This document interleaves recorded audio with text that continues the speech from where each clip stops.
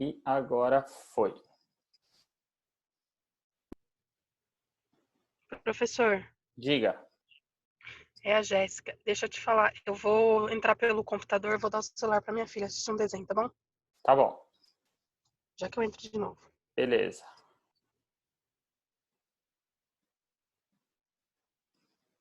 Deixa eu só ver aqui como é que eu faço para admitir. Então, isso que é ruim. Espera aí.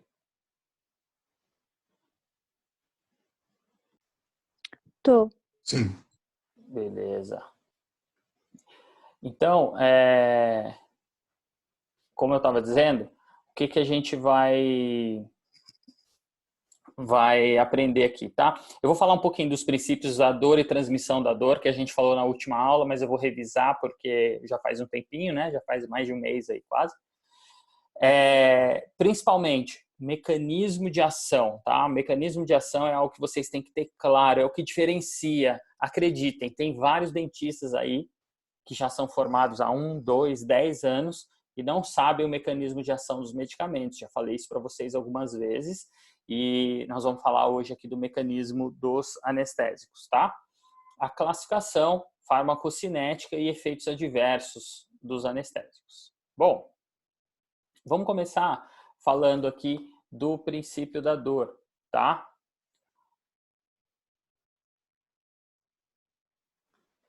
A gente já falou disso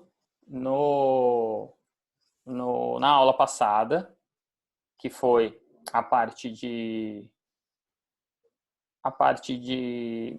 analgésicos. Então eu tenho três tipos de dor aí principalmente, tá?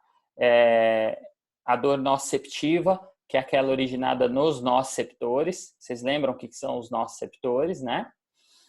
Aqueles sensores de dor presentes nas terminações nervosas. A dor neuropática, tá? Que é uma dor provocada aí por uma lesão ou uma doença no sistema nervoso diretamente. Então, é quando eu tenho ali um trauma diretamente no sistema nervoso. E a dor psicológica,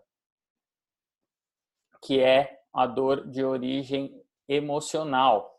Essa é muito difícil de... Peraí, gente. Tem um peão entrando aqui. Parece sim. Pô, esse negócio de ficar entrando depois é pior que na sala de aula, hein, meu? Atrapalha demais aqui. Putz, atrapalha muito.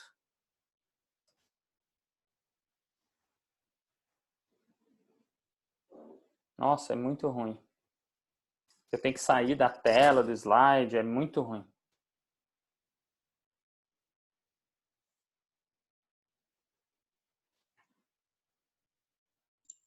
Olha, atrapalha muito.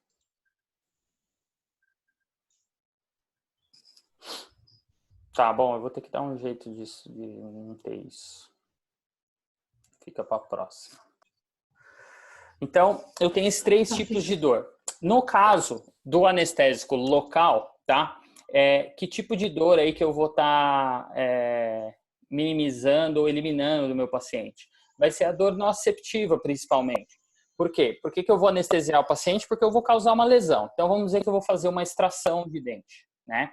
Para eu fazer uma extração, eu vou lesionar tecido. Eu vou cortar, por exemplo, a gengiva, ou eu vou afastar a gengiva, eu vou remover aquele elemento dental. Então, com isso, eu vou causar um trauma. Eu vou causar um trauma onde? Nos nociceptores, tá? Então, eu tenho que dessensibilizá-los. E como que eu vou dessensibilizar o nociceptor? Tá? Através do bloqueio da transmissão nervosa. Então, só para lembrar aí vocês, né? Eu tenho aqui uma célula nervosa, também conhecida como neurônio. Então, eu tenho ali o corpo celular, o axônio, que é por onde a transmissão viaja, né? Quando o impulso nervoso viaja. E aí eu tenho as terminações nervosas. Então, lá na minha gengiva, o que chega aqui do meu neurônio? Chegam as terminações nervosas, que são repletas de nociceptores, certo? Então, o meu objetivo do anestésico é o quê? Interromper a transmissão. Porque aqui o meu nociceptor, a hora que eu entrar com um bisturi, por exemplo, se eu não anestesiar, o que vai acontecer? Eu vou sensibilizar os nociceptores e então eu vou ter a transmissão do impulso nervoso até lá o meu sistema nervoso central e o meu cérebro, o meu sistema nervoso central vai entender aquilo como dor, tá? Exatamente o caminho que a gente vê aqui nesse slide. Então, ó, eu tenho ali a lesão na mão, por exemplo, que pode ser em qualquer lugar, qualquer extremidade, no nosso caso vai ser na boca, né? Então eu tenho aqui a lesão, ó, olha aqui as terminações nervosas, ó, das quais a gente comentou, tá? Então, essas terminações nervosas, elas vão vão ser sensibilizadas através dos nossos receptores. Aí, olha o impulso, olha a setinha aqui, ó.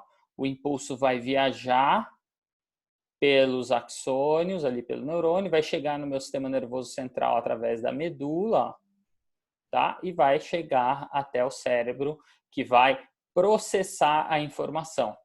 E aí o paciente vai sentir dor, aí ele vai gritar, ele vai pular na cadeira, aí ele vai chorar. Então é óbvio que é isso que a gente não quer para o nosso paciente, certo?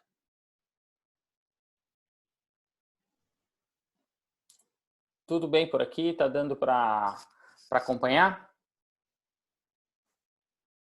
Tá sim, professor. Beleza. Bom, Por enquanto tá de boa. Beleza. Dúvidas até aqui?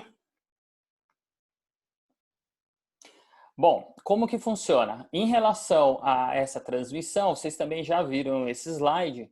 Então, como é que o impulso nervoso viaja lá no axônio, no neurônio, até chegar ao sistema nervoso central para o meu cérebro entender que aquilo é dor? Ele viaja através do processo de despolarização e repolarização. Lembram disso já? Vocês já tiveram isso na fisiologia, vocês tiveram isso no colégio e vocês já tiveram isso na aula passada, tá? Só para relembrar, eu tenho na primeira imagem ali, ó, o que eu tenho ali? Eu tenho um neurônio em repouso, certo? Então, repare bem ali que no meio extracelular, eu tenho um potencial de membrana ali positivo, uma carga elétrica positiva. E dentro da célula intracelular, negativa, certo? Todo mundo consegue visualizar isso daí. Aí o que acontece? Eu tenho o estímulo no meu nociceptor lá na gengiva do meu paciente. Tá? Então eu fui lá e encostei um bisturi lá. O que vai acontecer? Vai acontecer a despolarização da membrana. Ou seja, a hora que eu tenho o estímulo aqui no meu nociceptor, vai ocorrer a despolarização. O que é a despolarização? A despolarização, ela é essa inversão de polaridade. Olha, veja, repare aqui, ó, era positivo e negativo, e agora ficou negativo fora da célula e positivo dentro, devido à entrada de sódio. Por causa do estímulo, entrou sódio, inverteu-se a polaridade. Isso é o que ocorre, por exemplo, quando você liga o interruptor de uma tomada ou interruptor de luz. Você tem dois polos, lá você inverte esses polos e isso gera um impulso elétrico, tá? E veja que essa entrada de sódio, essa despolarização, ela ocorre só numa pequena porção do neurônio. Depois que é gerado esse impulso, ele vai saltar para outra parte do neurônio mais à frente. E naquela região onde ele foi gerado primeiro, vai ocorrer o que? A saída de potássio. E o potássio, como é muito positivo, ele vai transformar o meio extracelular aqui da membrana em positivo novamente, ou seja, vai voltar à situação ali de repouso, que a gente chama de repolarização. Ou seja, então, o estímulo, no caso aqui foi o meu bisturi, que eu passei ali na gengiva do paciente, ela saiu do repouso para despolarização da membrana e depois a repolarização. E aí ocorreu a despolarização em outra região do neurônio e isso vai acontecendo até o impulso nervoso chegar lá no sistema nervoso central. Tá certo? Isso aqui é revisão, tudo isso vocês já sabem, tá? Dúvidas?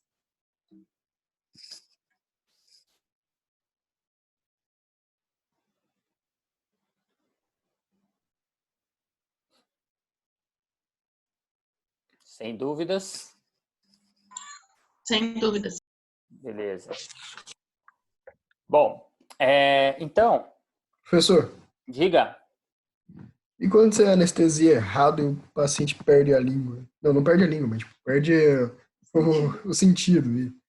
E o que acontece nesse caso aí? Tá, bom, vamos lá. Primeiro terminologia, tá? Vamos só para você entender. Ele não perde sentido. Quando você fala perde o sentido, a pessoa quando ela perde o sentido, ela desmaia, né? Ela perde a consciência. Então a gente não usa essa palavra dessa forma. Mas você pode falar, por exemplo, perder a sensação, a sensibilidade da região, tá bom? Esse é o termo correto na hora de você falar, tá? Eu entendi o que você quis dizer, mas é só para você, a partir de agora, usar os termos corretos, tá bom? Isso é importante para a gente se situar. Eu acho que o que você quis dizer, se eu entendi a sua pergunta, é se a pessoa perder a sensibilidade por um tempo além da anestesia. Foi isso que você quis dizer? É tipo isso. Geralmente alguns não tem mais a sensibilidade como antes. Depois do procedimento. Isso aí é o que a gente chama de essa perda de sensibilidade, tá? Comumente chamada de parestesia. Isso ocorre normalmente quando você causa algum tipo de lesão no nervo, tá? Por exemplo, você pode causar uma lesão no nervo através da agulha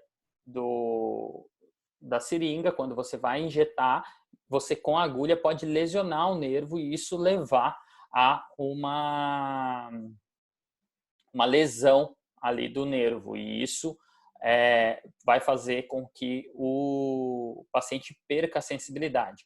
Você pode também causar uma lesão temporária por compressão do nervo, ou você injetar muita quantidade de anestésico. A articaína, por exemplo, eu vou falar dela mais para frente, é um anestésico mais forte, que tem alguns relatos na literatura de causa de parestesia. Então, alguns fatores podem levar. Pode ser um trauma cirúrgico mesmo, tá? Então, pode ocorrer de algumas formas. Vocês vão aprender um pouco mais sobre isso quando a gente falar de técnica de anestesia no semestre que vem.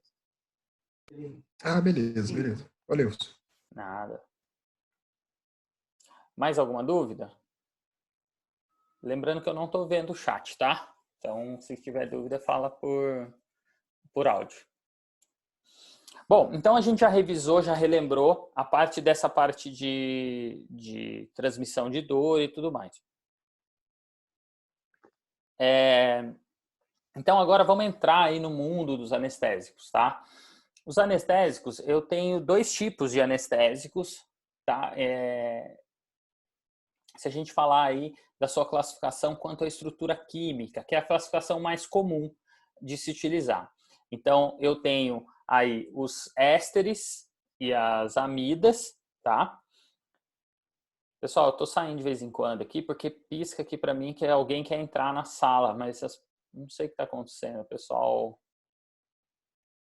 tá saindo e voltando, não sei. Vocês me falam aí.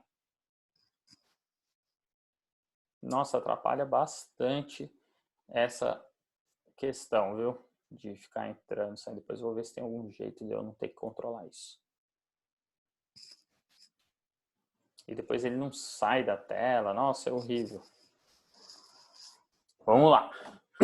Então, quanto à estrutura química, eu tenho duas classificações dos anestésicos locais, tá? Éster e amida. Hoje em dia, o éster, ele não é muito utilizado, tá? Por quê? Os ésteres, eles tinham essa molécula de éster, tá? Então, você tem duas aí embaixo, você tem o éster e a amida, tá? Eles têm pouca diferença ali de estrutura química, mas os ésteres são os anestésicos mais antigos e eles eram potencialmente mais alergênicos. Então, você tinha uma probabilidade muito maior do paciente ter um problema de alergia com o uso desse tipo de anestésico. Então, por isso, eles foram caindo em desuso. Hoje em dia, por exemplo, são utilizados ésteres apenas nos anestésicos tópicos, aquelas pomadinhas, né? Quem já foi no dentista, quem nunca usou aquela pomadinha com gostinho de tutti-frutti, de abacaxi, que é um anestésico tópico, tá? Que alguns dentistas utilizam para simplesmente amortecer um pouquinho ali a gengiva antes de fazer a puntura ali com a agulha, tá? Por quê? Porque ali você tem uma quantidade muito pequena de anestésico em relação, comparado a um tubete de anestésico, tá? Então, eu acredito que hoje em dia nem o anestésico tópico se utiliza muito, porque mais para frente vocês vão ver que, na verdade, ele não faz tanto efeito assim, tá? Quanto à duração, o anestésico ele pode ser classificado também quanto à sua duração de ação, tá? Então, a gente pode encontrar anestésicos de curta duração de ação, média ou intermediária e longa duração. E isso é muito importante a gente conhecer para poder selecionar o anestésico. Então, eu vou fazer um procedimento que vai demorar meia hora, eu preciso de um anestésico que tem efeito por 8 horas, porque existem anestésicos que têm efeito por 8 horas, por exemplo, tá? E eu vou fazer um procedimento que vai demorar 2, 3 horas. Eu preciso usar um anestésico que vai me dar efeito, porque senão, se eu usar um anestésico que passa o efeito muito rápido, durante o procedimento o paciente vai ter dor, tá? Alguém quer fazer alguma pergunta? Eu vi que abriu o microfone aí.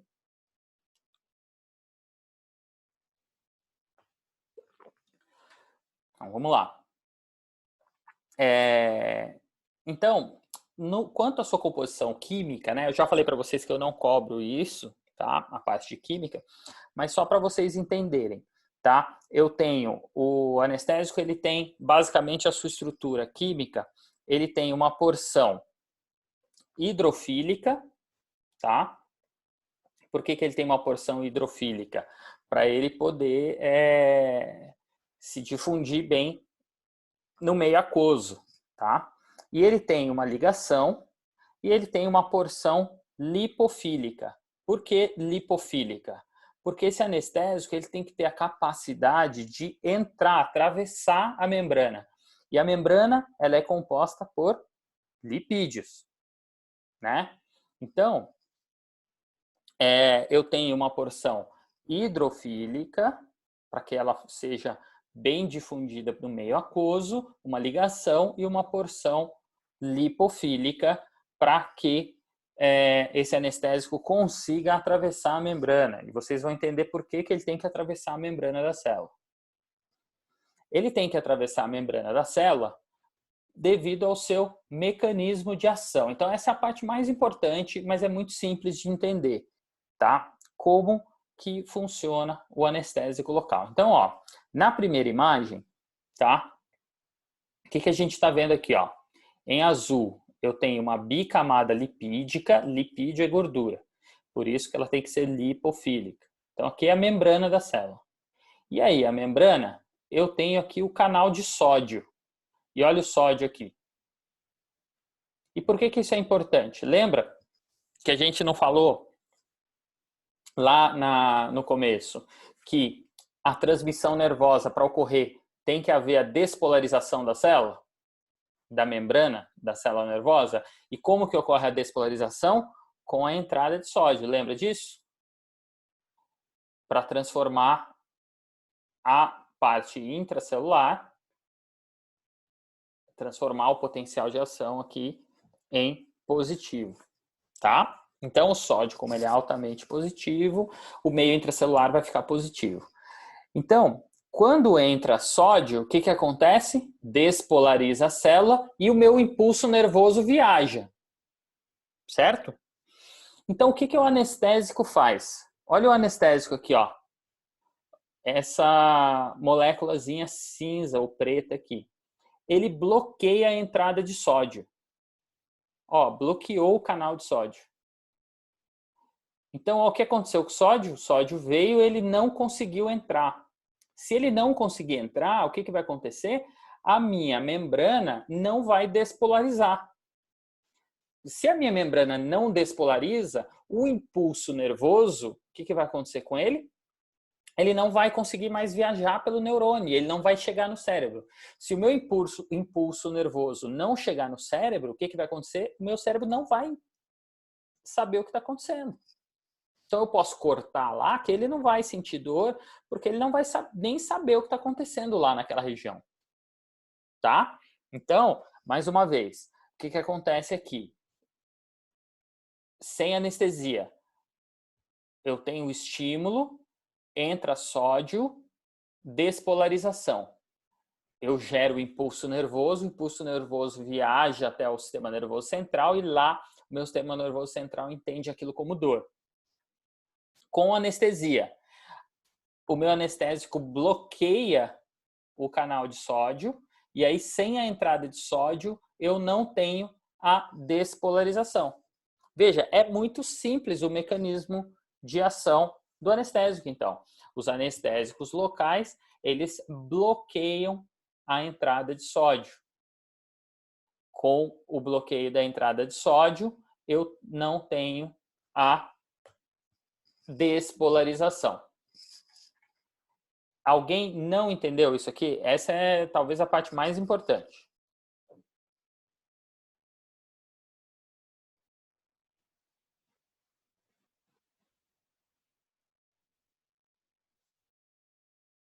Todo mundo entendeu?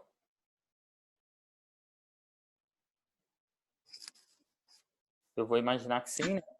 Professor, explica de novo, por favor. Vou explicar então. Vamos lá. Pessoal, eu tô vendo que tá pipocando o chat aqui, mas eu não abro aqui junto, tá? Então, se tiver pergunta, fala pelo áudio, tá? Eu vou repetir a explicação, então. Aí, acho que foi a Jéssica que me pediu, né? Vamos lá. Então, aqui, ó, eu tenho a membrana em azul, tenho o canal de sódio e o sódio aqui.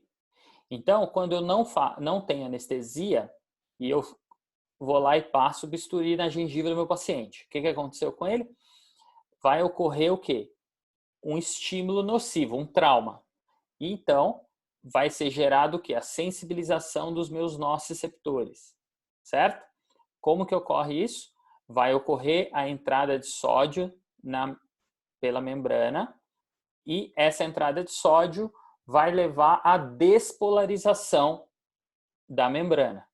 Essa despolarização gera um impulso nervoso e o impulso nervoso vai viajar até o cérebro, até o sistema nervoso central, e lá o cérebro vai interpretar essa informação como dor, certo?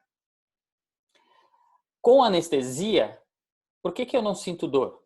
Porque o meu anestésico, ele bloqueia o canal de sódio. Então, o sódio não consegue entrar, ó, o sódio aqui, ó. Ele não conseguiu atravessar o canal, por quê? Porque tem um bloqueio aqui, tá? Esse bloqueio, ele ocorre quando eu faço anestesia. Então, sem a entrada de sódio, eu não vou ter o quê? A despolarização. A minha membrana vai ficar sempre em repouso. Então, eu não vou ter o impulso nervoso viajando pelo neurônio, vai chegar até o cérebro, e aí o meu cérebro, então, ele não vai entender que aquilo ali, que aquele corte que eu estou fazendo na gengiva, representa uma agressão. Tá?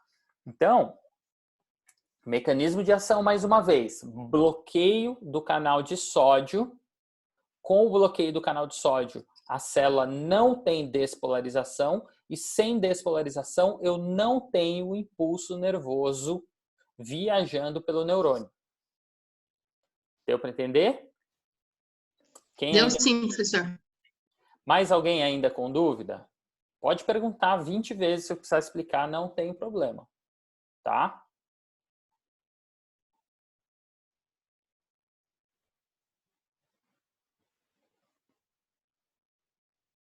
Mais alguém?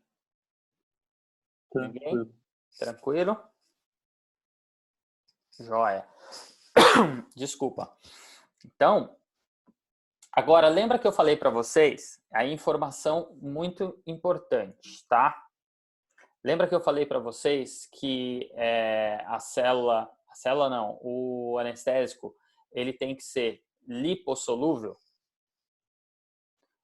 tá? E por que ele tem que ser lipossolúvel? Porque o que acontece?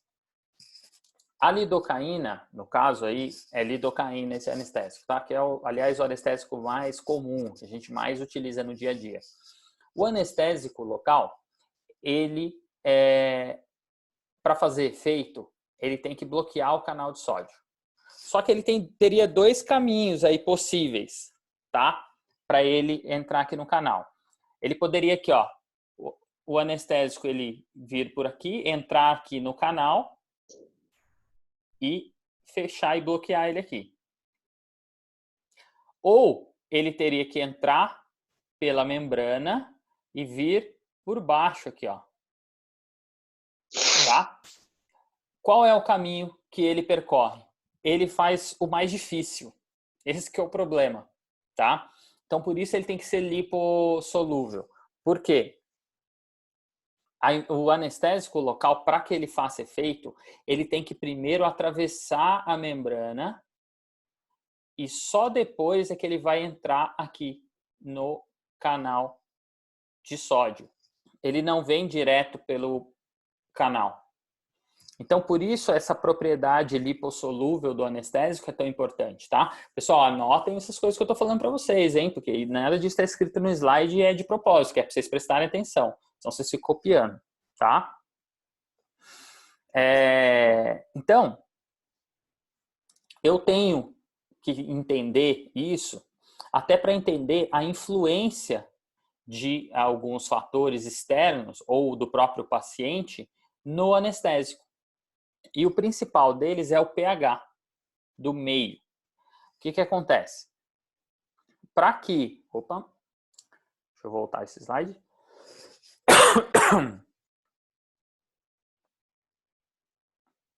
Deixa eu voltar aqui. Pronto. Bom, então, como eu estava dizendo, alguns fatores vão influenciar, então. Então, por exemplo, a molécula.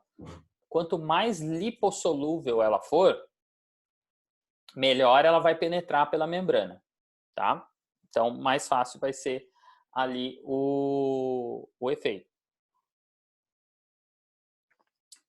Agora, outra coisa que influencia bastante é o pH da molécula. Por quê? O que acontece? A gente, quando tem, por exemplo, uma inflamação no tecido, então imagina lá que eu vou tratar, o paciente chega com um dente inflamado, tá? Ele chega com um dente ali que ele tem um aumento de volume, tem edema, ele tem, às vezes, uma infecção, tem pus drenando, ele tem uma infecção ali na região. O que acontece? Quando eu tenho uma infecção, quando eu tenho uma inflamação, eu tenho um pH naquela região muito ácido. E o que isso quer dizer? Quer dizer que eu tenho um monte de moléculazinhas positivas. Aqui, todo aquele edema, ele está cheio de eletrólitos ali, de moléculas positivas, prótons, que a gente chama. Tudo aqui nessa região, tá? Porque está tudo inchado, tem um monte de célula, eu tenho um exudato inflamatório ali e tal. Aí o que acontece? Quando o meu anestésico chega aqui antes de entrar na célula, ele acaba que esses prótons, eles se ligam à molécula do anestésico. Quando essa molécula, isso a gente chama de ionização. Esses íons, eles se ligam ali no meu anestésico. Quando esses íons se ligam no meu anestésico, o que acontece? O meu anestésico sofre o que a gente chama de ionização. Porém, quando ele sofre essa ionização, ele não consegue atravessar a membrana mais. Ou ele fica mais difícil, não é que ele não consegue, mas fica mais difícil. Algumas moléculas já não vão conseguir passar. Ele perde, portanto, aquela lipossolubilidade. Então, na prática, você tem um efeito menor do anestésico. É aquela que o paciente ou o dentista, às vezes, chega e fala assim, mas não está pegando anestesia direito porque está inflamado, aguenta firme aí. Vocês vão aprender, quando vocês aprenderem a anestesiar no semestre que vem, que isso é uma grande besteira.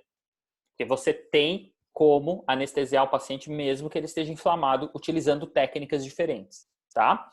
Mas o mais importante aqui que vocês têm que entender é a influência do pH na molécula anestésica. Quando eu tenho um pH ácido demais, como é o caso, por exemplo, de um tecido inflamado, o anestésico não funciona direito, isso é verdade. Agora, por que ele não funciona direito? E aí que está a diferença que ninguém sabe, o pessoal simplesmente ignora essa informação. E é importante você saber isso. O efeito é mais difícil, o efeito é menor. Por quê? Porque o pH ácido, eu vou ter uma quantidade de íons ali, de prótons, íons positivos, muito grande. E a hora que o anestésico chegar nessa região, esses prótons, esses íons vão se ligar ao anestésico. Isso é um processo de ionização. E quando ele sofre essa ionização, ele não consegue penetrar. Se ele não conseguir penetrar pela membrana, ele não vai bloquear o canal de sódio. Isso que ocorre. Beleza? Então, peraí. A parte da ionização que eu não entendi muito bem. Ele vai se ligar ao anestésico e daí ele não vai conseguir penetrar na membrana? Isso, exatamente. Exatamente. Tá. Obrigada, professor. Quem mais? Eu não entendi essa parte. Você pode explicar de novo, por favor, Posso. professor? Vamos lá. Então vamos lá. O anestésico, vocês entenderam já que para ele fazer efeito, ele tem que primeiro atravessar a membrana e depois ele vem aqui, e bloqueia o canal.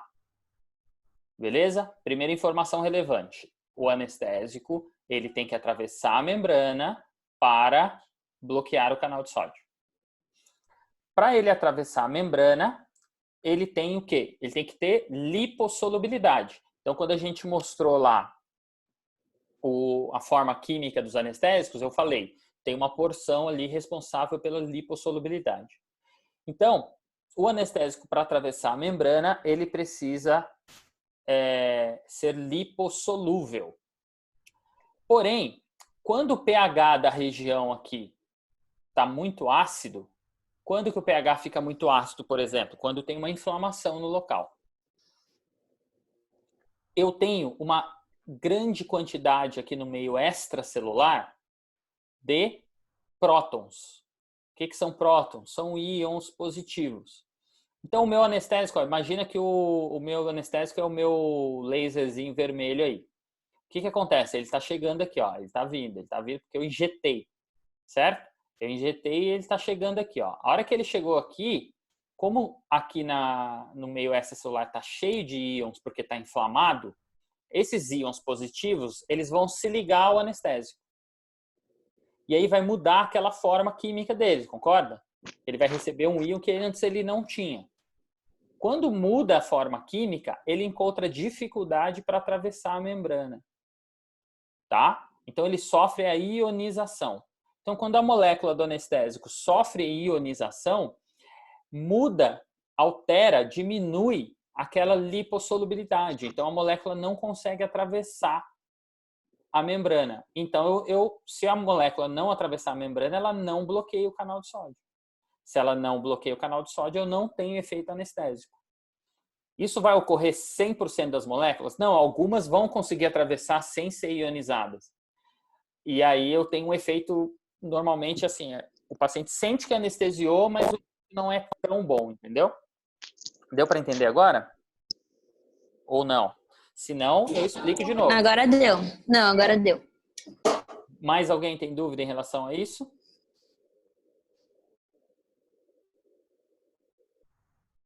Não? Não. Beleza.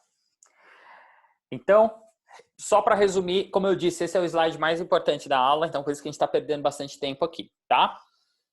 Resumindo, o anestésico local, ele precisa de uma boa lipossolubilidade. Para fazer o seu efeito, ele bloqueia o canal de sódio, certo? E para bloquear o canal de sódio, antes o anestésico tem que entrar na célula. E o que influencia essa entrada? O pH do meio. Se o pH do meio for muito ácido, a molécula anestésica vai sofrer ionização e essa ionização vai dificultar a entrada da molécula na célula. Beleza?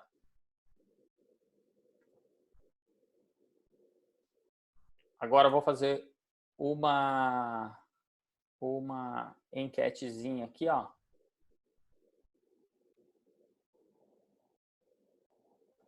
Para ver se vocês estão manjando aqui de uma coisa. Só para relembrar. Deixa eu fechar aqui. Fecha aqui.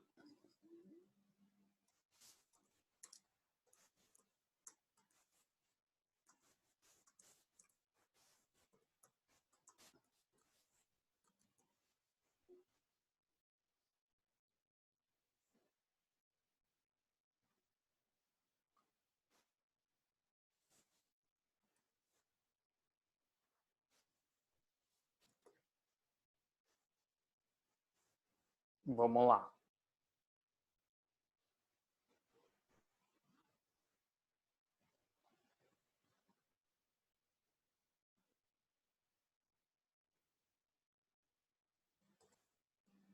Vamos ver se agora foi.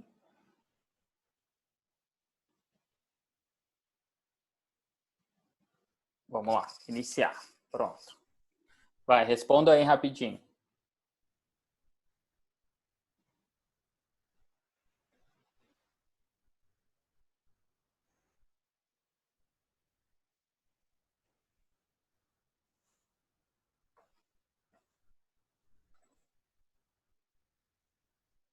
Vota aí todo mundo rapidinho, vai. É 1 minutinho só para votar, hein?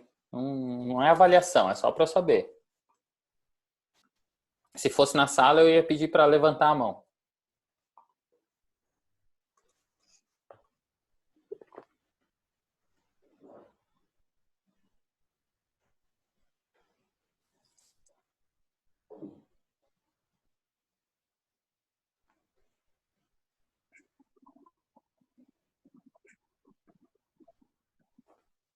Quase todo mundo já votou. Vai, vota aí, gente. Quem não votou aí, é só apertar o negócio aí. Só não votou quem tá dormindo, deixou o celular na gaveta lá, né? Tá. Eu vou encerrar aqui a enquete. Professor, depois que os íons eles se juntam ao anestésico, ele dificulta a penetração e retarda o efeito do medicamento? Ou... Exato, porque se ele não conseguir entrar na célula, o que acontece? Ele não consegue bloquear o canal. Então, eu não tenho o efeito de bloqueio do canal de sódio. Então, eu vou continuar com a despolarização normal, porque o sódio vai continuar entrando normalmente. Ah, ok. Obrigada. Vocês estão visualizando a resposta aí, né? Então, ó, 55% de vocês responderam que é um efeito antagonista. E 45% é agonista, ou seja, ficou quase que meio a meio aí, tá? Então, ou seja, bastante gente ainda tem dúvida do que é agonista e antagonista. Então, eu fiz essa pergunta justamente para a gente relembrar essa informação, porque ela é bem relevante. O que acontece? Ele é antagonista. Então, quem respondeu agonista errou. E por que ele é antagonista? Porque aqui, ó, eu tive o bloqueio do canal. O agonista seria, por exemplo, se o medicamento ele se ligasse a uma porção do canal e ele, por exemplo, fechasse o canal de outra forma. Então, por exemplo, ele podia ser um receptor ligado a um canal que abre e fecha em sistema de comporta, por exemplo. Então, ele abre e fecha o canal, mas ele se ligasse, por exemplo, aqui nessa porção aqui, ó.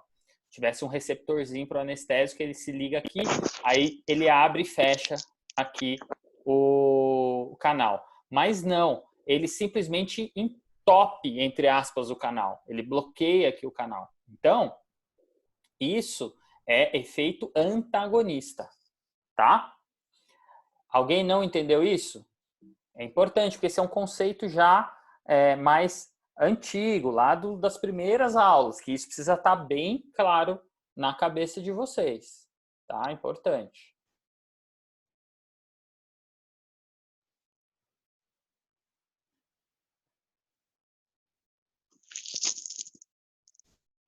Alguém tem ainda dúvida em relação a isso?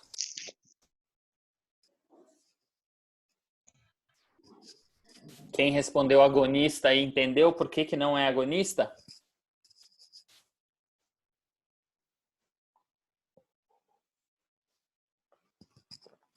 Bom, vamos lá.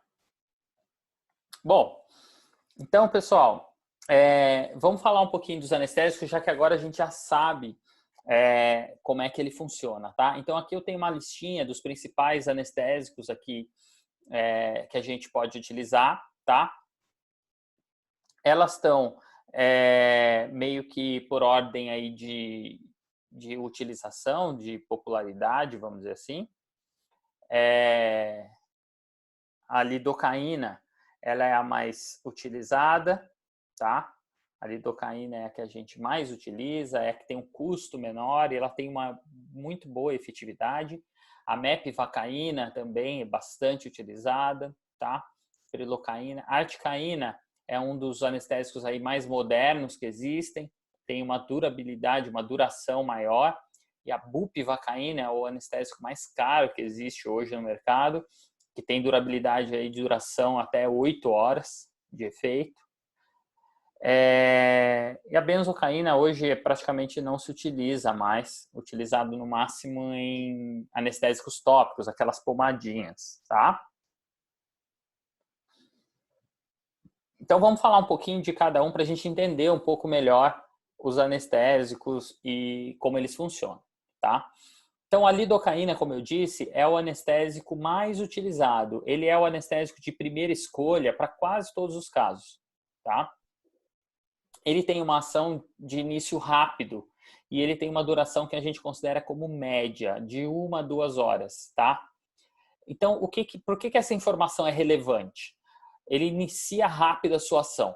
Isso é interessante por quê? Porque eu tenho que pensar no tempo que eu tenho com o paciente na cadeira. Eu quero que o efeito comece rápido, porque eu não quero anestesiar o paciente e ficar esperando lá 15 minutos para poder começar o meu procedimento. Tá? Então, por isso, a lidocaína é tão interessante. E o tempo médio de duração dele é de 1 a 2 horas. E quase todos os procedimentos que eu faço no meu consultório, em 1 ou 2 horas, eu consigo resolver, né? Dificilmente eu vou ficar com o paciente na cadeira mais de 2 horas. A não ser procedimentos um pouco mais invasivos, cirurgias um pouco mais longas, ou às vezes uma endodontia, um tratamento de canal um pouco mais complicado. Então eu tenho que saber isso, porque se eu vou demorar 3, 4 horas naquele procedimento, se eu usar a lidocaína, muito provavelmente durante a cirurgia ou durante o meu procedimento, o paciente vai começar a perder efeito, ou seja, ele vai começar a voltar a sentir dor. E isso é a pior coisa que pode acontecer. Porque assim, o paciente, ele morre de medo de dentista, a maioria, tá? Alguns bem controlados, outros não. O que acontece? Por que ele morre de medo do dentista? Porque ele tem medo de sentir dor, tá? Ele normalmente, o problema dele é sentir dor. Então, quando você fala para ele, olha, eu vou anestesiar você para que você não sinta dor, você está tentando ganhar confiança desse paciente, né? Pô, ó, deixa eu te anestesiar, porque daí você não vai sentir mais dor e, portanto, você não vai ter mais problemas, você vai ficar sossegado, você vai até dormir na cadeira, beleza? Daí ele confia em você, ele acredita em você, você vai lá e anestesia ele. Beleza. Vai sentir dor na hora da anestesia? Pessoal, desliga o microfone aí porque dá interferência aqui. Liga só na hora que for falar. Então, você está ali lutando para ganhar a confiança do seu paciente, tá?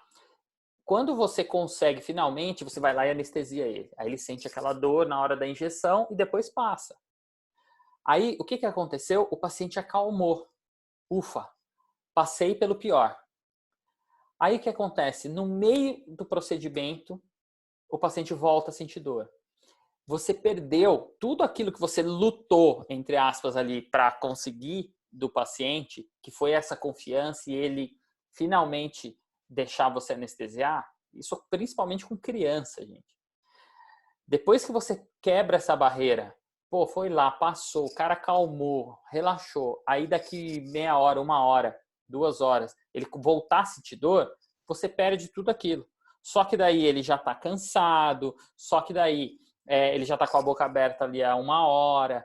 Então, veja como é importante você conhecer o anestésico, porque se você não conhece, você vai a olho lá, vou lidocaína aqui, vou colocar lidocaína mesmo, que é mais barato, e daqui a meia hora, 1 hora, o paciente começa a sentir dor de novo. E não adianta, você anestesiar depois não tem a mesma efetividade. Vocês vão aprender na anestesiologia no semestre que vem, mas assim, vocês têm que conhecer, veja como é importante essa informação, tá? Não é uma informação aleatória, tá bom? Então a lidocaína ela é excelente também, porque ela tem uma rápida difusão através das membranas, tá? Então ela faz efeito muito rápido, é um anestésico que demora menos tempo para fazer efeito, então é muito bom isso, tá? Os efeitos tóxicos da lidocaína, eles ocorrem no sistema nervoso central e no coração, mas é muito, muito, muito raro, tá? Muito raro. Então é um anestésico muito seguro. E a dose máxima recomendada é de 7 tubetes. Na verdade, tá, gente? Dose máxima ela é calculada por peso. Porém, a gente, na prática, como eu gosto de passar bastante prática numa disciplina que é muita teoria, a gente coloca esse número aí, que é um número para a gente ter aqui na nossa cabeça como um limite de tubetes. Praticamente todos os anestésicos, tá? Você usando num adulto, 7 tubetes é o que a gente chama de dose máxima, independente do peso do paciente, tá? Independente de qualquer coisa. Se esse paciente é mais magrinho, se ele é mais gordinho. Então, independente disso, o que é mais importante aí é esse número de 7 tubetes. Por quê? Porque eu sei que se eu utilizar 7 tubetes, eu vou estar muito perto da dose máxima. E o principal, gente, se eu anestesiei o paciente com 1 tubete, eu dei o 2º tubete, eu dei o 3º tubete e ele ainda está sentindo dor, eu não preciso chegar no 4º, no 5º, no 7º. Eu já tenho que parar e pensar, opa, tem alguma coisa errada. Porque se eu dei 3 tubos de anestésico, 4, e ele ainda assim está sentindo dor, quer dizer que tem alguma coisa errada. Quer dizer que muito provavelmente a técnica anestésica que está errada. Eu estou injetando no lugar errado, o anestésico pode não estar legal, tá? Oi, pois não. Então ninguém chega em nenhum caso realmente de aplicar 7 tubetes, né? É muito difícil. Quando que a gente aplica 7 tubetes no paciente normalmente? Quando eu faço, por exemplo, uma exodontia múltipla. O que é isso? Extração de vários dentes. Porque daí eu vou dar 2 tubetes para tirar os dentes aqui. Vou tirar, por exemplo, eu vou tirar 15 dentes de um paciente que tem doença periodontal e tem que tirar todos ao mesmo tempo. Nesses casos, às vezes eu vou chegar em 7 tubetes, porque eu vou tirar 4 dentes aqui na região superior direita, eu dou 3 tubetes, aí eu vou tirar mais 4 dentes aqui, eu dou mais 2, eu vou tirar mais 3 embaixo, dou mais 3, tá? Normalmente nesses casos. Agora, para eu tratar um dente, fazer uma cirurgia de siso, por exemplo, por mais difícil que esteja, eu tenho que escolher o anestésico correto, mas principalmente utilizar a técnica correta. E aí eu não vou precisar usar 7 tubetes. Beleza? Entendi, valeu. Obrigado. Nada. Tá? O anestésico lidocaína, ele resolve quase todos os casos. Tá? Vocês vão aprender na anestesiologia, principalmente. Tá? Outro anestésico muito utilizado, a gente utiliza muito aí na cirurgia, é a mepivacaína, tá? Ela é classificada como um anestésico de duração aí intermediária, tá? Assim como a lidocaína.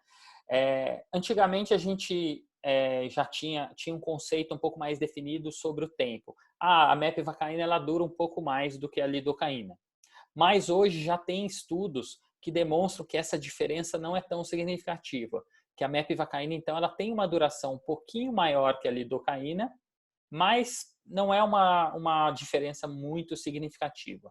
Na prática, eu, por exemplo, utilizo mepivacaína nas cirurgias, tá? Cirurgias de tempo curto para médio, porque ela, por mais que o tempo de duração não seja muito diferente, eu enxergo uma diferença na potência do anestésico. Eu acho que ele é um anestésico que faz um efeito um pouquinho melhor, tá? Embora o tempo seja um pouquinho, pouca coisa, diferença só, tá? Pessoal, rapidinho, o professor Vicente pediu para eu interromper a aula aqui um pouquinho, porque ele parece que vai falar com vocês, tá? Não sei se ele já entrou aqui. Deixa eu ver. Misericórdia.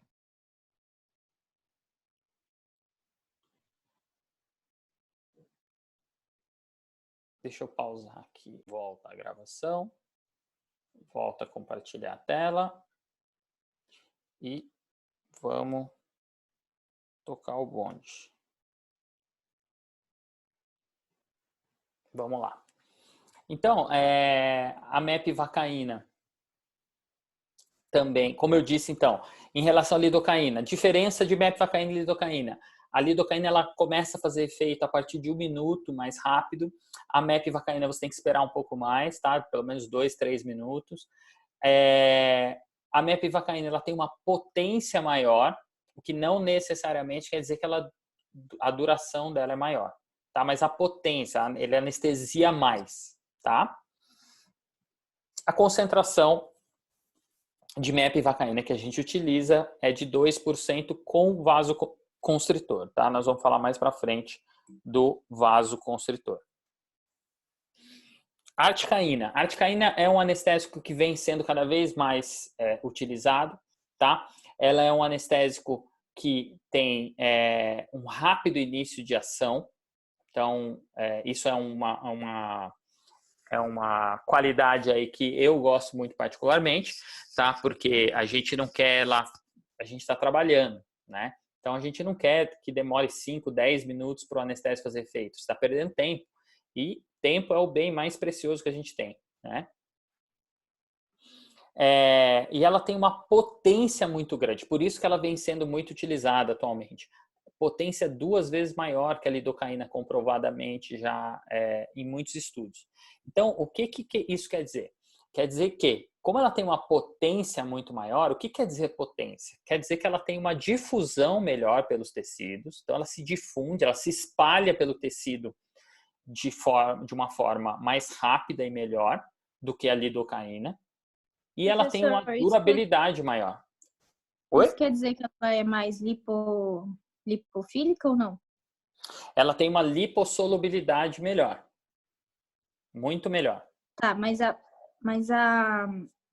que eu me confundi naquela parte do éster e amida, Se, tipo, todos esses analgésicos vão ter essas duas moléculas ou Não. cada um? Não. É uma amida. Ela tem ou é éster ou é amida. Certo. Tá? E a Então, articaína, esse na no caso é verdade, amida. na articaína, na verdade, ela tem uma porção amida e uma porção éster. Tá? Mas isso não é tão importante, como eu disse, eu não fico cobrando química de vocês, eu acho que tem muita coisa, então se a gente for cobrar química, aí vai ficar ainda mais complicado, tá? Mas a articaína, uma das vantagens dela é que ela tem uma porção éster e uma porção amida, o que faz com que a articaína tenha um potencial alergênico um pouquinho maior, tá? Entendi. Mas, como eu disse, isso não é tão relevante no momento. Então, assim, a vantagem da articaína é que ela tem um potencial ali de durabilidade maior e um potencial principalmente de difusão. Ela se difunde mais facilmente, tá? Do que os outros anestésicos. E isso faz diferença na prática. Então, o efeito dela ela acaba sendo melhor com menos anestésico. Porque o que acontece? O anestésico, eu vou injetar ele numa região. Então, para eu anestesiar um dente, vamos lembrar da anatomia, né? Como que funciona para eu anestesiar um dente? Eu vou injetar o anestésico aqui por dentro da gengiva, certo? Agora, onde está o nervo que inerva ali meu dente? Ele está lá entrando no dente pelo ápice da raiz, ou seja, lá dentro do osso. Então, o meu anestésico ele não tem que bloquear o canal de sódio lá no nervo. Então, o anestésico ele tem que viajar ali, atravessar esse osso e chegar lá na membrana da célula nervosa do neurônio, que está entrando lá do nervo e está entrando lá no ápice do dente, certo? Então, o que acontece? O anestésico, então, ele tem que sair de um lugar e ir se difundindo pelos tecidos até chegar lá. Então, quanto melhor for a difusão desse anestésico, mais rápido ele vai fazer efeito e mais tempo ele vai durar. Então, a grande vantagem da articaína é que como ela tem uma muito boa difusão, ela faz efeito muito mais rápido, tá? E dura mais tempo também. Professor, Oi. a Laís, ela perguntou assim, é que você não falou muito do éster, e você falou mais do éster e não falou muito da amida. Não, o que acontece? Primeiro, eu tenho dois grupos de anestésico, as amidas e os ésteres. Os ésteres foram os primeiros anestésicos, mais antigos. Hoje, onde que eu tenho éster? Eu tenho nas benzocaínas, que são aquelas pomadinhas, tá? Anestésicas, e eu tenho uma porção éster na articaína, junto com a amida. Qual que é a diferença entre os dois? Quimicamente, eu tenho uma diferença ali, principalmente na lipossolubilidade. Os ésteres, eles têm uma difusão um pouco melhor. Porém, o éster era muito alergênico, causava muita alergia nos pacientes. Então, ele saiu de uso. Tá? Então, hoje, os anestésicos que a gente utiliza, a lidocaína, a mepivacaína, a articaína, a bupivacaína, são considerados amidas. Tá? Agora, todo anestésico, ele tem, tanto a amida quanto o éster, ele tem uma porção hidrofílica, uma ligação e uma porção lipofílica. Isso que é o que vocês têm que saber. Vocês estão focando no lugar errado, hein? Já falei isso para vocês várias vezes. Muitas vezes vocês se confundem nas coisas porque vocês focam na coisa errada. Que nem ela está lá perdida lá no éster e amida, que eu já falei que não é tão importante para a gente a parte química. O mais importante ali, o mecanismo de ação, a seleção do anestésico, que é o que nós estamos trabalhando agora, isso é o mais importante. É uma questão de focar no... Presta atenção quando eu falo no que vocês têm que focar, tá? Professor, Oi. no caso da articaína, ela tem duração de quantas horas mesmo? Olha, a duração em número de horas, tá, é muito relativa. Depende da quantidade de anestésico e da técnica, tá? Mas ela tem uma potência 2 vezes maior que a lidocaína.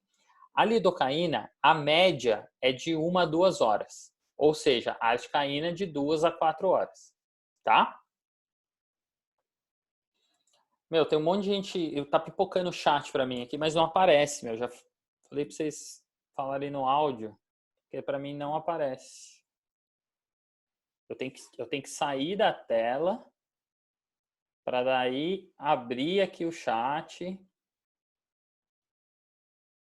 e não vai. Então, pessoal, usa o áudio, por favor, tá? Porque ó, tem que parar tudo aqui para poder ver o chat, tá bom?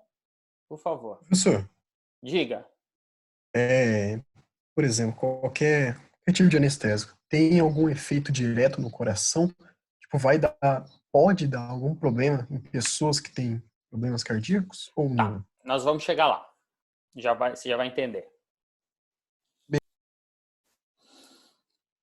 Então, aqui, ó, a benzocaína é o único anestésico do grupo éster utilizado no Brasil, tá? A benzocaína é aquela anestésica utilizado naquelas pomadinhas de anestésico tópico, tá? Normalmente demora um pouquinho para agir, 2 minutos. Porque eu falei para vocês no começo que a gente não utiliza muito mais, ou muitos dentistas não utilizam.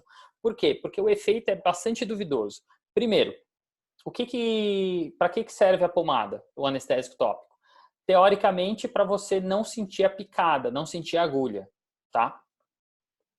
Agora, o que dói realmente no paciente não é a agulha. O que dói é a entrada do anestésico. O sal anestésico, ele sensibiliza bastante terminações nervosas e a hora que entra o líquido, forma aquela bolhazinha de líquido, comprime terminações nervosas. Então, dói porque aperta ali aqueles nociceptores. Agora todo mundo sabe o que é nociceptor. Então, é importante a gente saber isso. Por quê? Porque às vezes você fala para o paciente que vai passar a pomadinha para não doer e ele dói igual, tá? Então, é extremamente importante saber isso, porque senão, às vezes, o que acontece? Você passa a pomada e não adianta nada, na maioria dos casos. Outra questão. O anestésico tópico, para funcionar de verdade, tem que estar muito seca a região. E é muito difícil você secar muito a região. Tá? Então, realmente, o anestésico tópico, para mim, ele tem um efeito bacana às vezes. Placebo. Porque o paciente, ele coloca na cabeça dele que se passar aquela pomada vai doer menos. Aí você fica lá discutindo com ele, não adianta nada. Você explicar tudo isso que eu expliquei para vocês, às vezes não vale a pena. Às vezes vale a pena mais você passar a pomadinha, mesmo sabendo que não adianta tanto, porque na cabeça dele o efeito placebo vai fazer efeito. E aí ele vai falar para você que doeu menos. Tá? Mas na prática não funciona direito, por quê? Primeiro, porque é muito difícil deixar 100% seca a região por causa da saliva e porque o que dói não é a agulha. Hoje as agulhas modernas, elas são muito fininhas, tá? Então não dói. O que dói é a hora que o anestésico entra em contato com o tecido, por ele ser bastante ácido e também por causa do volume de anestésico. Você injeta uma quantidade grande e esse volume comprime terminações nervosas, tá?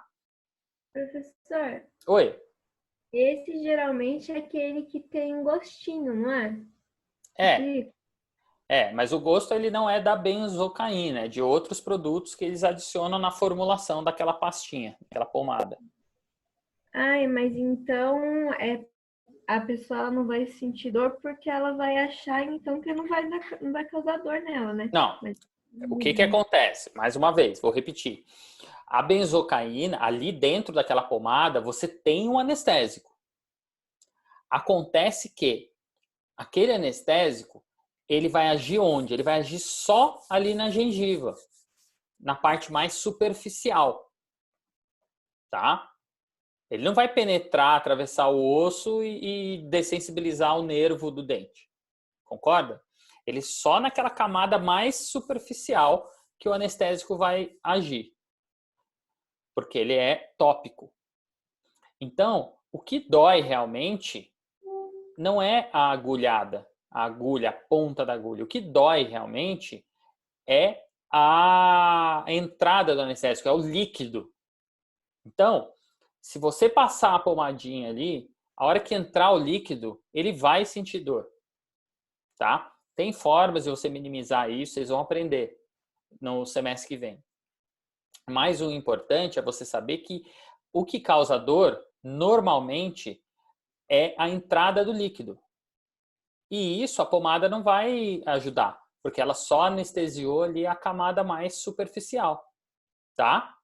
Então, por isso que é importante você saber. Porque senão, se você prometer para o paciente que não vai doer porque você passou a pomadinha, você vai quebrar essa promessa na hora que você injetar o anestésico. Agora, alguns pacientes vão falar para você que com a pomadinha dói menos.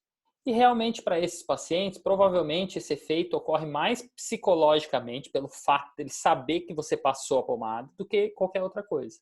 Entendeu? Eu acho que eu faço a parte desse grupo. É muita gente, viu, Amanda? Muita gente.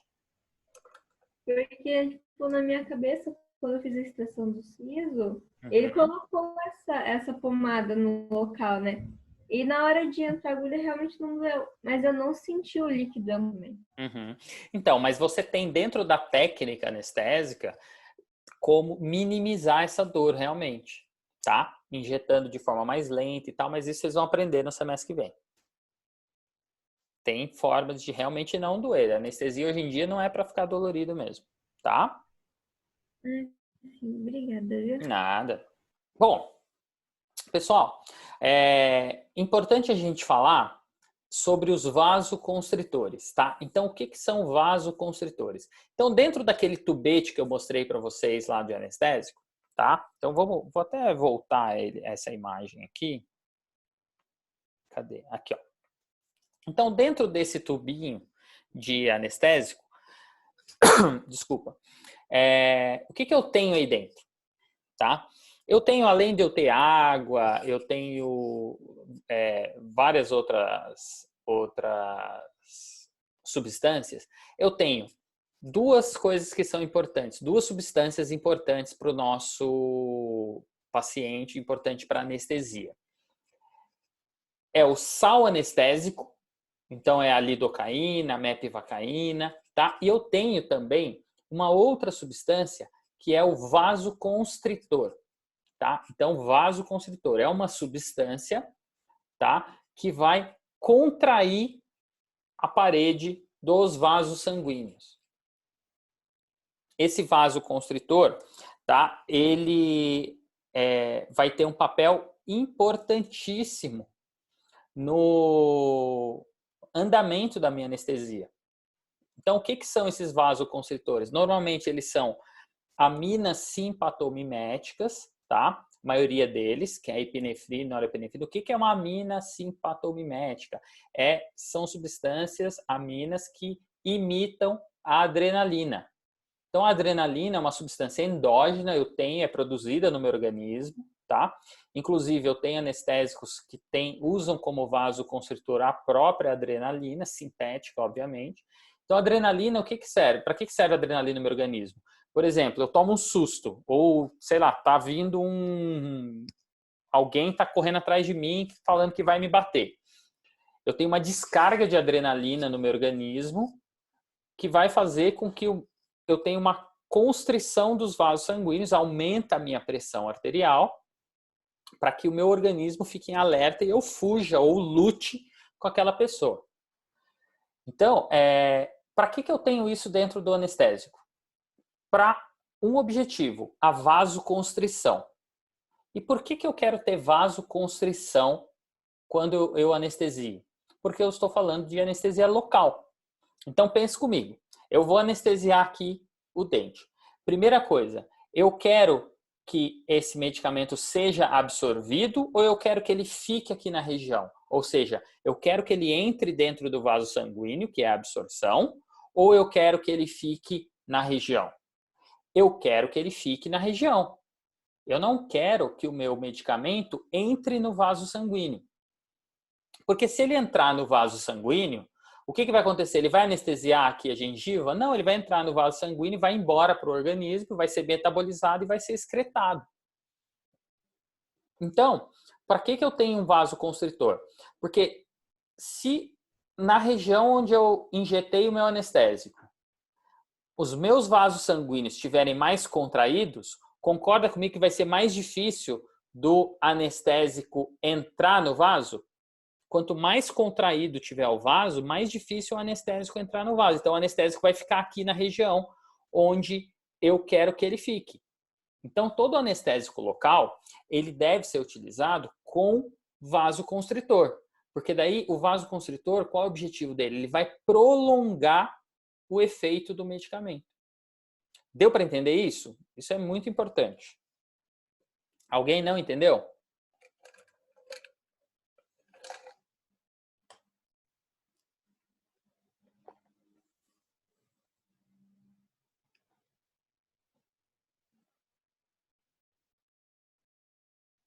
Alguém não entendeu?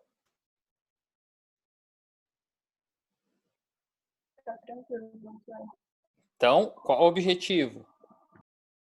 Resumindo novamente, o objetivo dos vasoconstritor, então, é manter contraído o vaso para que o anestésico não entre no vaso e, com isso, ele fique concentrado na região que eu quero que ele faça efeito. Então, o vasoconstritor, ele prolonga o efeito do anestésico. Tá? E eu tenho vários tipos. Eu tenho as aminas simpatomiméticas, os adrenérgicos, como a epinefrina, norepinefrina, adrenalina, tá? E eu tenho os não adrenérgicos, que é o caso da felipressina. Qual que é o problema do vasoconstritor? E agora vamos entrar na resposta da pergunta do... Eu esqueci quem que perguntou, acho que foi o Matheus, não tenho certeza. Se o paciente tiver um problema de coração, ou o anestésico vai no coração ou não e tudo mais. Aí é que tá. O anestésico local, ele... a molécula, o sal anestésico em si, tá? Ele não causa grandes problemas, é uma molécula muito segura, tá? Nada relevante. Aí eu tenho os vasoconstritores, tá? Os vasoconstritores, as aminas ali simpatomiméticas, elas agem onde? Elas agem em dois tipos de receptores. Os receptores alfa e beta. E onde estão esses receptores para contrair? Na parede do vaso, os receptores do tipo alfa, e os receptores do tipo beta, eles estão no coração, tá? Do meu paciente. Então, o vasoconstritor, ele age sim diretamente no vaso sanguíneo no coração, podendo aumentar a pressão arterial do meu paciente. Você fala assim, nossa, então é perigoso o anestésico. Ele realmente pode ser. Porém, nessas concentrações, estão vendo aí nesse quadrinho, ó, as concentrações de vasoconstritores. Nessas concentrações, esse número, nessas concentrações, ele é muito pequeno. Então, para você ter uma ideia, a descarga adrenérgica que eu tenho, quando eu tomo um susto, ela é 20 vezes maior do que a quantidade que eu tenho em um tubete. Ou seja, se eu injetar um tubete de anestésico dentro do vaso sanguíneo do meu paciente, o que é muito difícil, mais uma vez, porque a técnica anestésica, você tem como saber, por exemplo, se você está injetando dentro do vaso. Então, se você for injetar dentro do vaso, você vai saber, opa, estou injetando dentro do vaso, eu não vou continuar. Eu não vou injetar um tubete inteiro, tá? Então, os anestésicos são muito seguros porque a quantidade de vasoconstritor ela é menor do que, por exemplo, a descarga de vasoconstritor eu tenho se eu tomar um susto, ou se eu tomar ou se eu tiver uma dor, ou se o dentista passar com aquela agulha na cara do paciente, o paciente vai ter uma descarga adrenérgica muito maior do que tem no tubete. Tá bom, Matheus? Então, o anestésico ele é muito seguro. Agora, se você injetar um tubete dentro do vaso inteiro, mesmo sendo uma quantidade menor, ele pode sim agir. E eu tenho a felipressina, que ela é não adrenérgica, ou seja, ela não interage com aqueles receptores tipo beta que tem lá no coração. Então, ela é segura para pacientes portadores de doença cardíaca. Nós vamos falar isso mais na frente. Espera aí que agora acho que o professor Vicente vai entrar mesmo, tá? Vou interromper aqui rapidinho.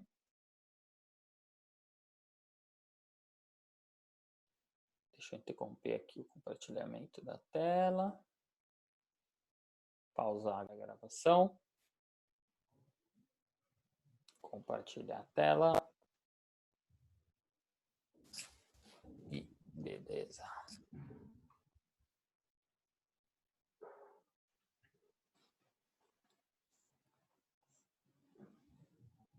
Vamos lá. Então, só retomando aqui, então, os vasoconstritores, tá? A importância deles, o que que eles são? Eles são substâncias de dois tipos. Um tipo, aminas simpatomiméticas, ou seja, são substâncias adrenérgicas derivadas ou que mimetizam, na verdade, não são derivadas, elas mimetizam, imitam o efeito da adrenalina no organismo, tá? E eu tenho também os vasoconstritores não adrenérgicos, no caso a felipressina, tá? Então eu tenho aí embaixo as moléculas ali, os sais anestésicos, tá? E cada sal anestésico associado ao vasoconstritor. Então eu tenho a lidocaína, por exemplo, ó, eu tenho a lidocaína com epinefrina, então a lidocaína 2%, então eu tenho aqui, ó, a concentração de lidocaína, a concentração do sal anestésico em laranja, tá? Então eu tenho a lidocaína na concentração de 2%, por exemplo, e a lidocaína 2% eu tenho em duas concentrações de vasoconstritor, a epinefrina a 1 para 100 mil ou 1 para 200 mil, tá? Então eu posso escolher. Eu quero um anestésico um pouco mais forte. Então, a lidocaína, 1 para 200 mil, ela quer dizer que ela tem, para cada parte de lidocaína, eu tenho 200 mil,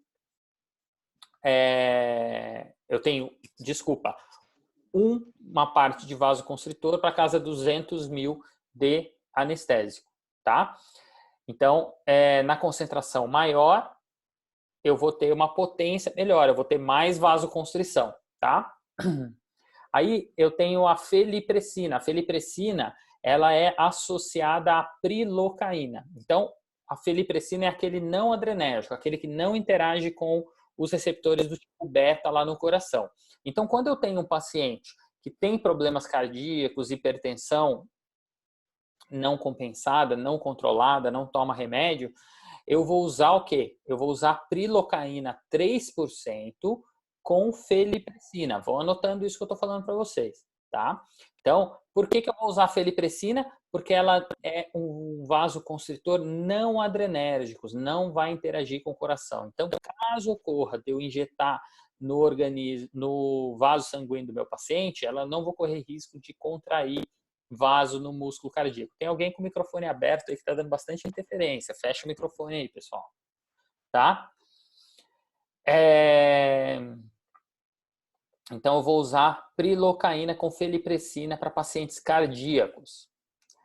Aí a mepivacaína, eu tenho dois tipos. Eu tenho a mepivacaína 2% com epinefrina, tá? 1 para 100 mil.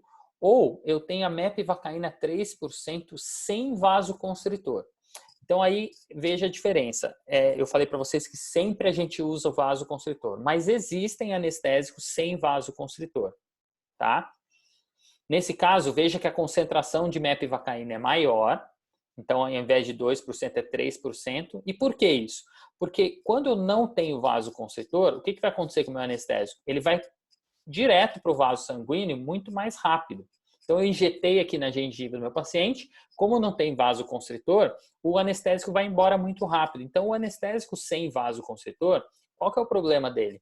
O problema é que esse anestésico, o efeito dele dura muito pouco, porque o anestésico vai ser absorvido muito rapidamente, e daí, quando ele é absorvido, ele vai ser metabolizado e excretado. E isso faz com que o anestésico faça um efeito muito rápido. Então, eu nunca utilizei. Aí, alguns médicos falam assim, não, você tem que usar o anestésico sem vasoconstritor no meu paciente porque ele tem problema cardíaco. Não, na verdade, você pode usar prilocaína com felipressina. Você vai ter um bom efeito anestésico e vai ser seguro para o teu paciente cardíaco, tá? Então, hoje em dia, não se justifica mais usar o anestésico sem vasoconstritor, mas existe, tá? Articaína, 4%, eu tenho com 1 para 100 mil de epinefrina ou 1 para 200 mil, tá? Então, uma parte de epinefrina para 100 mil de articaína. E a bupivacaína, veja, a concentração dela é bem baixa, ó, 0,5%. Por quê? Porque a bupivacaína é muito potente, é um anestésico que ele demora até 8 horas. Ele tem duração de efeito. Então, é um anestésico que a gente vai utilizar muito pouco, tá? Por quê? Porque ele demora muito, ele dura muito tempo. Esse analgésico, ele é mais usado, então, por médicos, né? Analgésico não, anestésico. Anestésico. Não necessariamente, viu, Amanda? Porque, na verdade, nós estamos falando especificamente dos anestésicos em tubete, tá? Mas os anestésicos utilizados para anestesia geral, normalmente são outros tipos, tá? Sim, mas daí, em caso, então, ele é mais usado em cirurgias locais, então, né? E em cirurgias maiores, né? Por exemplo, eu vou fazer uma cirurgia que vai demorar 3, 4 horas. Eu sei que essa cirurgia ela vai ter dois fatores ali. Primeiro, ela vai demorar bastante e se ela vai demorar bastante, provavelmente eu vou causar muito trauma no paciente. Então, eu posso usar a bupivacaína porque, além dela ter uma boa duração, ela vai demorar mais para acabar o efeito. Ou seja, para dar tempo, dar conforto para o paciente no pós-operatório, entendeu? Dá tempo dele chegar em casa, tranquilo, tomar a medicação, fazer efeito a medicação e aí vai diminuindo o efeito do medicamento, do anestésico, tá? Bom, o metabolismo desses fármacos, tá? Eles ocorrem, os tipo éster, ocorre no plasma sanguíneo e não no fígado, tá? E esse metabolismo gera esse PABA, o ácido para-aminobenzoico, que é o metabólico. E esse ácido para-aminobenzoico que está associado à alergia. Então, por isso que o tipo éster foi eliminado o seu uso, principalmente em tubete. Por quê? Porque como ele é metabolizado no plasma e ainda ele gera esse ácido para-aminobenzoico, é isso que faz com que o éster seja potencialmente mais alergênico, tá? Então, as amidas são mais seguras. Por quê? Porque o tipo amida, ele é metabolizado no fígado, tá? E não gera esse ácido para-aminobenzoico. Então, essa é a diferença no metabolismo, tá? E a excreção ocorre nos rins. Parte da dose ela é excretada na sua forma livre, ou seja, inalterada, e uma parte metabolizada, tá? Bom, pessoal, eu vou interromper aqui nos efeitos adversos, porque já vai terminar a aula agora, já são 10h20 e ainda falta bastante, tá? Eu vou interromper aqui, vou usar esses 10 minutos para a gente poder tirar dúvidas e principalmente eu revisar aqui quem está aqui certinho, porque teve um pessoal que chegou depois, tá? Pessoal que chegou depois, por favor, tenta entrar no horário, tá? Porque realmente atrapalha aqui o andamento aqui da aula, porque eu tenho que parar para autorizar. Eu vou ver se tem algum outro jeito, mas eu não achei um outro jeito de fazer, a não ser admitir. Então, eu tenho que parar, eu tenho que fechar o slide para poder admitir as pessoas entrarem. Então, atrapalha bastante quando você entra depois, tá? Mas vai ter presença tá? Quem chegou depois aí vai ter presença, então eu vou registrar aqui a presença de vocês através aqui do Zoom, tá? Então, óbvio, quem chegou depois vai ter uma presença, vai ter uma falta na primeira aula, tá? E então, acho que é isso. Deu para acompanhar? Eu peço desculpa porque foi no Facebook eu já estava mais no esquema, mas o Facebook tem um problema que é a parte da